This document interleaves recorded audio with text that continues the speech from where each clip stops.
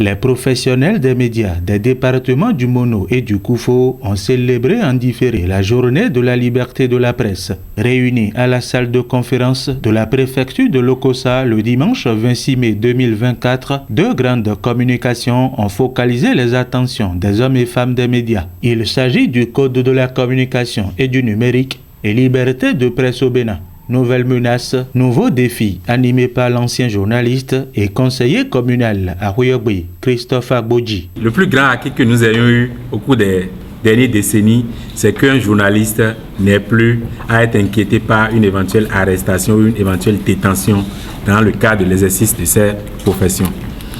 Donc en cela, on peut considérer que c'est une régression. En même temps,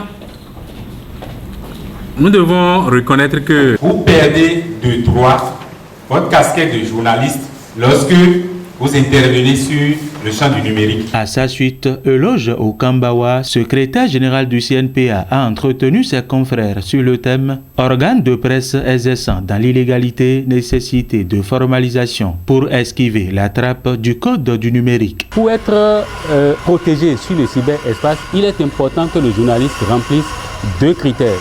Le premier, c'est que l'organe de presse qu'il utilise pour aller sur le cyberespace soit légalement reconnu par la haute autorité de l'audiovisuel et de la communication et que lui-même, journaliste qui exerce justement par le truchement de cet organe, soit reconnu qualité journaliste, c'est-à-dire détenteur de la carte de presse. Présent aux côtés des hommes et femmes des médias du Mono Koufo, le préfet du Mono, bienvenu Dedayon Milorin, dira ceci. J'ai beaucoup d'amis dans la presse, dans une ancienne vie. Et bien dans celle-ci aussi, je reste très intimement lié aux acteurs de la presse parce que je reste convaincu que ce sont les premiers partenaires au développement. Ce sont eux qui attirent l'attention des gouvernants sur ce qui va mal.